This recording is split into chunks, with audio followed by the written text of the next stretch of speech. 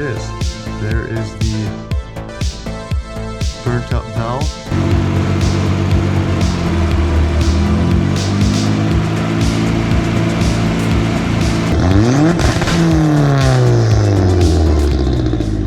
I ran into a little dilemma where my plastic drain plug for the bottom of the radiator, I snapped it. So this is just a little piece of plastic, so I must have just strong armed it, I guess, and snapped it.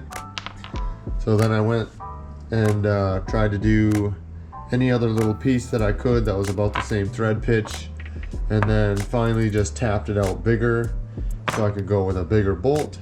But then this is too big because there's a copper piece inside the radiator.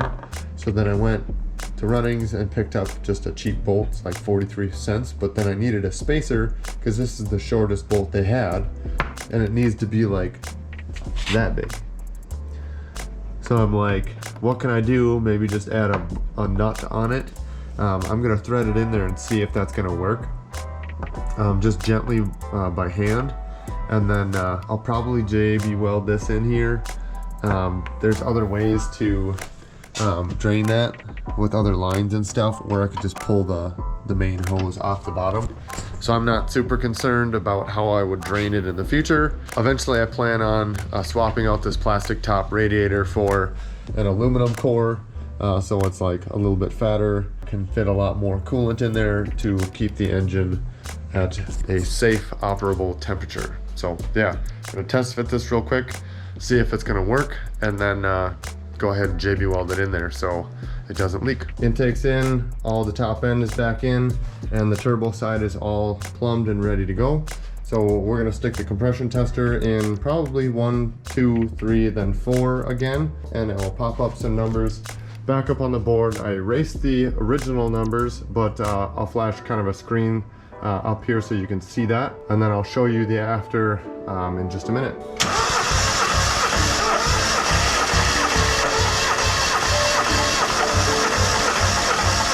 The gauge flipped away from me, so do I even want to look at it? It's nerve-wracking. I spent lots of time doing this, so I don't know what it's gonna be. But let's find out. You ready? I don't know if I am. We got 160. Heck yes. 160 is an amazing number from what it was. It was at 30 PSI before I did this. I'll take 160. It's just a touch lower than the other ones, but 160 is way, way, way, way better. 160. That makes me so happy right now. Engines are like those puzzles you can get at a store, and the littlest mistake makes you struggle so hard. And with an engine, there's so many more moving parts all over in the engine. You never know if something's gonna work out right, but I'm really happy with that outcome. That is fantastic. This thing should start and run way better than it has probably all year. So I'm super excited for that, and I'm very excited for next weekend at Driftoberfest. I'm gonna be able to kind of play with the car a little bit and just shred, and it's gonna be so much fun. I'm so excited. So it's been 24 hours approximately since I put the JB weld in the drain plug at the bottom. So hopefully that's plenty of time for that JB weld to cure. We're gonna fill it up with some coolant here and try and just check to make sure it's not gonna be leaking fluids all over the place, because that's not good when you go out on a track. And then as long as it's not leaking, or it doesn't seem like it's leaking, we'll turn the key over and see if she fires up. All right, we got some fluids in the radiator here. I got the timing light hooked up so that we can check out timing, make sure it matches what's on the ECU. So we'll just give it a shot. It should start up. If it doesn't want to start, I might have the fuel lines backwards. It's happened to me in the past. Hopefully that doesn't occur and it just fires right away. We will see.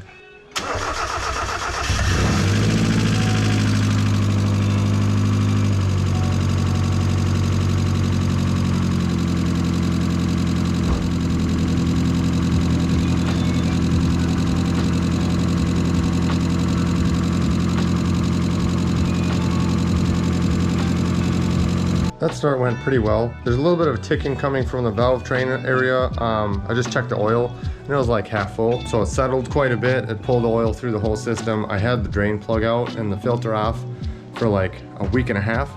So every bit of oil that was in it probably drained out of it. I did crank it over quite a bit last night with oil in it to make sure, you know, the lines had oil everywhere. We're gonna try it again. Hopefully that little bit of tick goes away. I just put maybe a half a quart in and it's back up to the full line.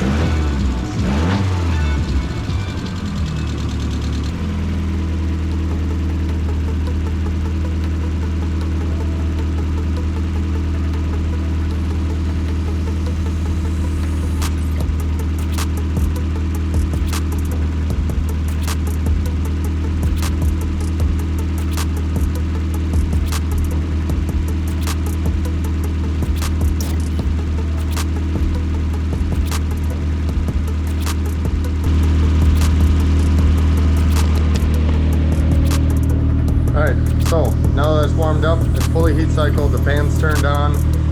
Visually could see the thermostat opened, the radiator fluid started rushing through, which is good. Then I was able to fully top it off without using a funnel. With this flying Miata setup back there, it does have a bleeder system, so it bleeds past the thermostat, even while it's running and while it's off. So there's always coolant cycling through the system to help cool the turbo and the rest of the engine. Even after you shut it off. So that's kind of nice. But yeah, I got the coolant topped off. No more tick up top. It sounds really good. It sounds like it's going to make a lot more power now that I actually have all 4 cylinders, which is chef's kiss. So yeah, we're going to go take a look at the computer a little bit, make sure everything is good. Timing is sitting pretty decent. It's maybe a few degrees advanced. You can't really see that due to the flashing, but it's basically right where we need it or where it was before. So we're gonna probably leave that alone. We'll just double check what it shows on the laptop itself, and then maybe go take this thing for a little bit of a cruise around the block just to make sure everything is good. Also, the drain plug under here is not, I repeat, is not leaking, so that is also a very good thing. Hopefully we'll be all in the clear with that. All right, so just looking at the logs here, so my AFR gauge is showing like 12.5. Like my laptop's showing around 10.5. So I know that there's a difference between my AFR gauge and the laptop. So we're just gonna give it, or take just a smidge of fuel out. Go to the fuel table, and it's just at idle. I already knew it was pretty rich down there. I gave it a little extra fuel at the track when I was misfiring because it wasn't reading anything. It was basically saying, hey, there's something going on here, and it was pulling fuel. So now that the EGO correction is not doing that, we're just gonna drop this from like 55 right in the idle range down to maybe 52, and then let me do it.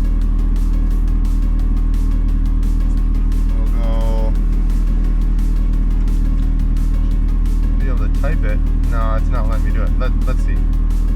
Select the 2 boxes, 4 boxes, go down, 1, 2, 3. There we go. Now I just got to burn it to the controller. That moved it up just a smidge. Now it's not showing 10.5, it's showing 11. And instead of 12.5, it's around 13, 13.2. I'm gonna leave it right there just for testing purposes, so it's not like dumping fuel, because it smells pretty raw right now. But we'll do that. We'll cruise around the block just to make sure everything is good, and then I'll take you guys along for the ride as well. All right, psych. We're not going for a test drive yet. I forgot that one of my rear brakes is hanging up a little bit. Pretty sure it's the driver's side back here, because when I go to pull it with my hand underneath under there, it doesn't want to move, like it's stuck engaged. So we're gonna lift it up, take a quick peek at that real quick, then we'll take it for a cruise. All right, we'll give this a try again. Now I got the brakes freed up a bit. Aha, it moved. All right, let's go around the block real quick.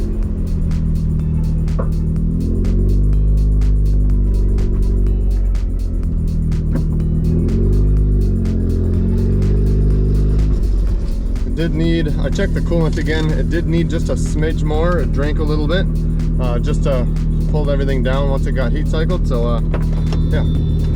Also have the fire extinguisher back in here just in case. I don't think anything will happen, but it's always better be safe than sorry, you know. Make sure we buckle up here. Got the laptop on with the fuel table just so I can monitor things. We'll be on our way here. It feels a lot smoother, but I mean, from the last time I drove it, it was misfiring on cylinder 4, like barely running. But now it feels like it's running real good. It's a really nice feeling when you can tear something apart like that, put it together, and it actually works. I shouldn't speak too soon, because something still might happen, but I think so far it's still pretty good. I'm not trying to beat on it or anything. Oil pressure is good, coolant temp's good. All the AFRs look really healthy.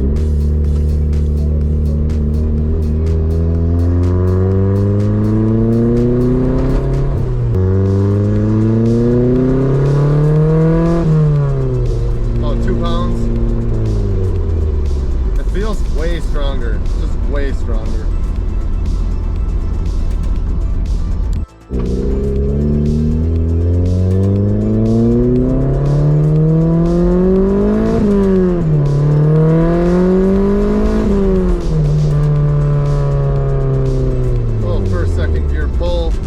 Feels really strong, really healthy. That puts a real nice big smile on my face. That's really good.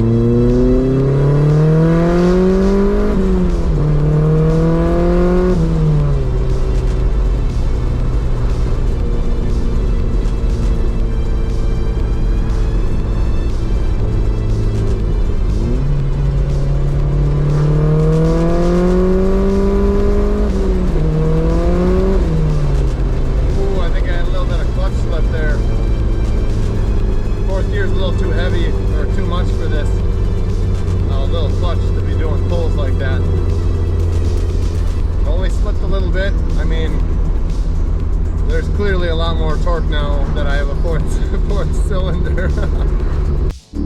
Quick little two-step. I got the fuel cut off, so it's only spark cut on the rev limiter and at 5,200 RPM. It's been a little while since I've done this, so we'll just give it one little shot. I don't want to get in trouble at the apartment, but we'll give it a shot.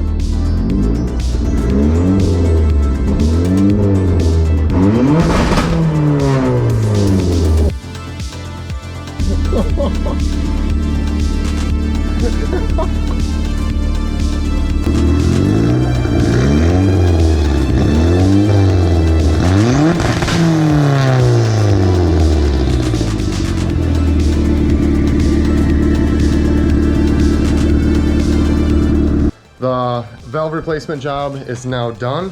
We can check that off the board. We are basically ready for next weekend's Driftoberfest, and we'll put the new valves to the test. So thanks for watching. Don't forget to like, comment, and subscribe.